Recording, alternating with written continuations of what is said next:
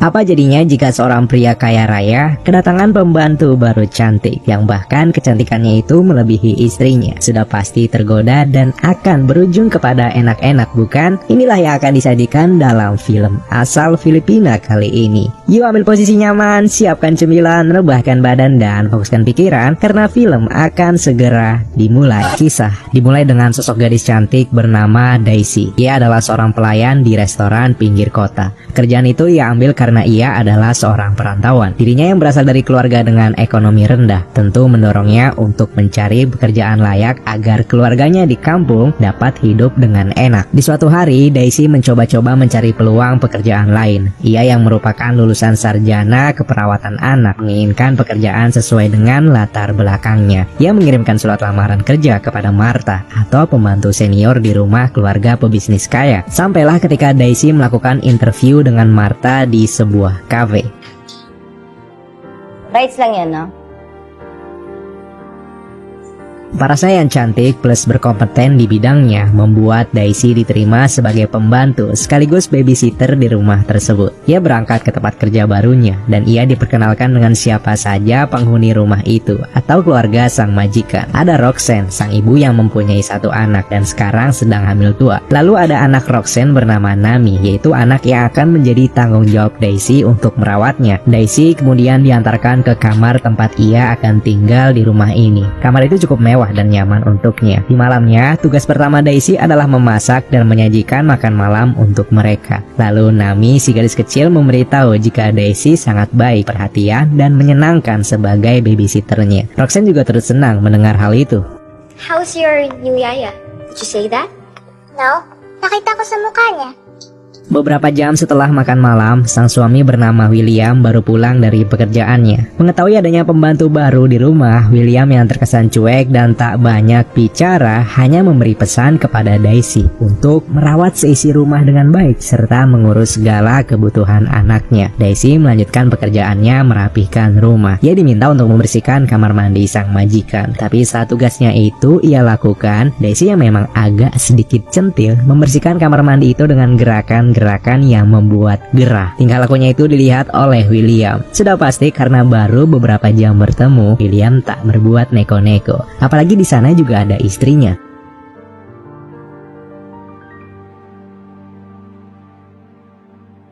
Waktu terus berjalan hingga tibalah akhir pekan. William bersama keluarganya merencanakan liburan ke villa milik mereka. Daisy tentu ikut karena dibutuhkan untuk mengurus anak mereka, Nami. Tibalah mereka di villa mewah atas bukit yang di bawahnya terpampang luas pemandangan indah lautan. Malamnya mereka menghabiskan waktu bersama. Nami meminta untuk berenang dan Daisy juga ikut berenang untuk mengawasinya. Gadis centil ini menggunakan pakaian yang membuat Johnny gerah. William curi-curi tatap menatap gadis muda pembantu barunya itu. Meron malamig ng tubig, di ba? Yes, kulit. Nami,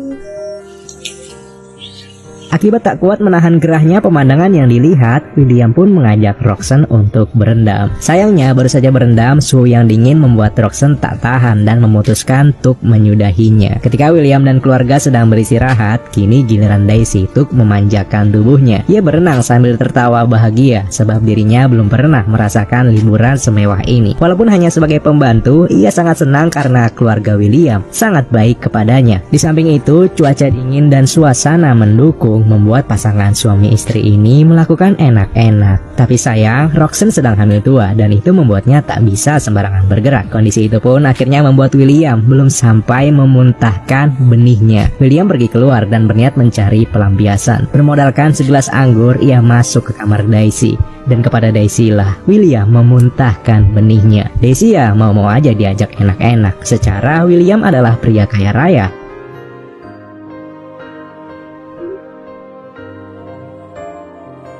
Keesokannya mereka pulang dari villa itu. Setelah kejadian semalam, di dalam mobil, Daisy dan William semakin sering curi-curi tatap. Daisy yang kepincut Johnny William menggunakan riasan di wajahnya ketika bekerja. Jelas itu ia lakukan demi memikat hati seorang William agar mau melakukannya lagi. Pekerjaan rumah demi pekerjaan rumah dibereskan oleh Daisy. Di sela-sela pekerjaan itu pula, ia dan William selalu saling menatap selagi ada kesempatan.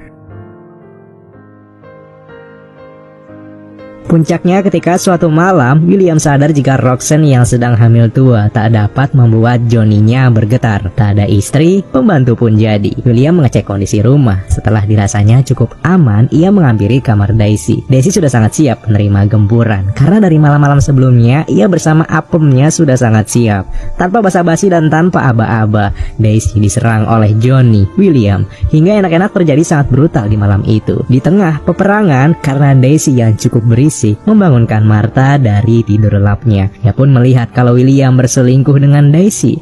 Namun Martha memutuskan untuk bungkam melihatnya. Keesokannya Daisy bekerja seperti biasa. Tapi pemandangan tak biasa kala itu adalah William memanggil Daisy dan ia memberikan cek yang nilai uangnya sangat besar. Maksud pemberian cek itu adalah William ingin agar Daisy tutup mulut atas permainan mereka. Daisy pergi menyendiri. Ia sangat tak menyangka telah menerima uang sebanyak itu. Martha yang sudah memata-matainya sedari tadi menghampirinya lalu bercerita bagaimana kisah terbentuknya keluarga ini. Dikisahkan kalau dahulu Martha dan Ibu Roxanne merupakan pembantu yang bekerja di rumah William. Ibu William sangat baik kepada mereka, sampai-sampai ibunya Roxanne yang sering membawa Roxanne bekerja membuat Roxanne dianggap seperti anak dari Ibu William sendiri. Hal itu pula telah menumbuhkan benih-benih cinta William kepada Roxanne dan meminang hingga hidup bahagia sampai sekarang ini. Martha pun tak ingin membiarkan perselingkuhan itu terlarut menjadi bencana. Ia pergi menemui Esther alias Ibu Roxanne.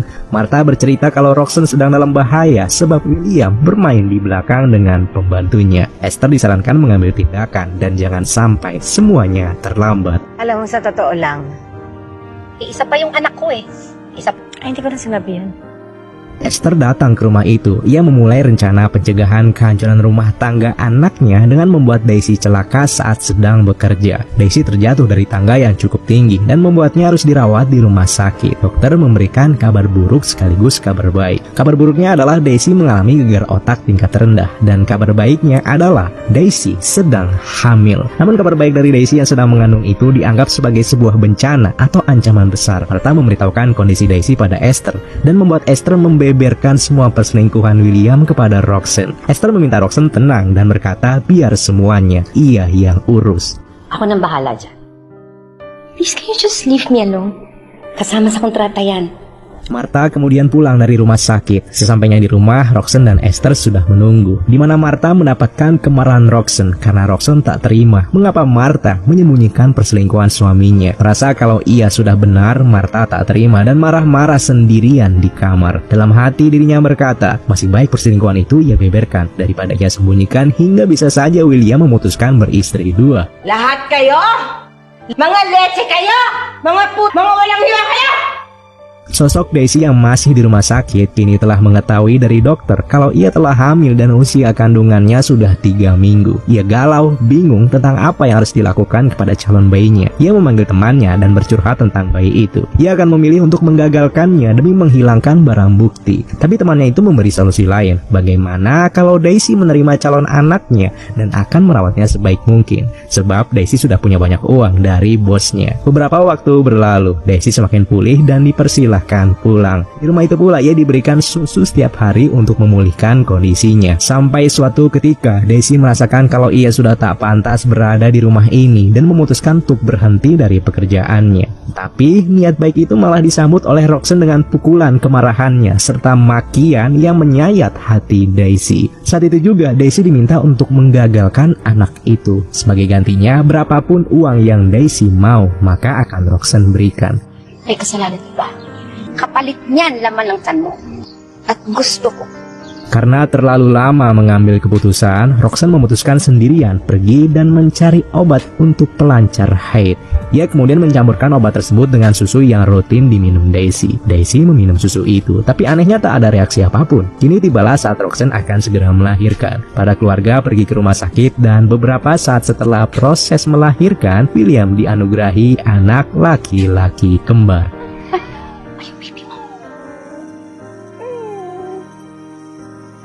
Setelah prosesi melahirkan itu, William pulang ke rumah sendirian untuk beristirahat. Saat ia masuk ke kamar, terkejutnya ia ketika melihat Daisy sedang berendam dalam bathtub di kamarnya. Hal itu ia lakukan untuk memberi ucapan selamat. Tiba-tiba saja Daisy berteriak kesakitan. Lebih tepatnya obat pelancar dari Roxanne telah bekerja.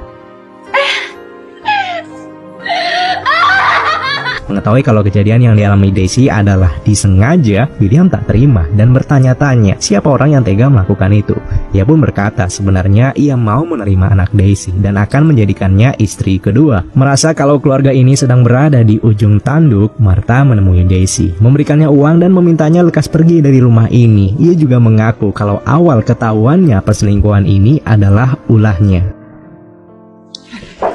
Kunin mo to.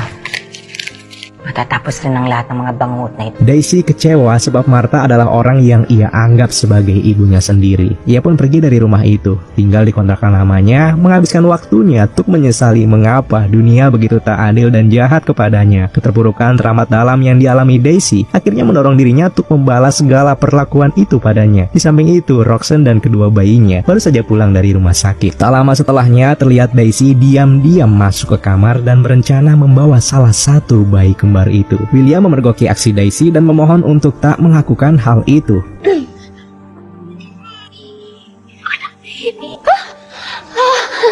Akhirnya Daisy pun mengurungkan niatnya. Setelah kejadian itu, William bersama penghuni rumah mengadakan pertemuan dan membahas kalau Daisy telah menyelinap masuk serta akan membawa salah satu bayi mereka. Roxanne kini merasa tak aman selama Daisy masih berkeliaran di luar sana. Ia meminta Martha menangani masalah ini. Tetapi terkejutnya, sikap yang tak pernah ditunjukkan oleh Martha yaitu ia melawan perintah bosnya. Ia benci dengan drama-drama bodoh di rumah ini. Di tengah kondisi memanas itu, tiba-tiba Daisy muncul. Daisy berkata kepada mereka kalau ia sangat frustasi dan membenci mereka semua. Dari jauh William memohon maaf atas segala kesalahannya. Begitupun Roxanne yang memohon maaf serta meminta Daisy tak merencanakan niat jahat kepada mereka. Tapi tiba-tiba saja Daisy mengambil tali yang sudah ia siapkan. Tali itu terikat kuat di lampu gantung. Ia melompat serta menyalakan api demi melengkapi aksi nekatnya itu.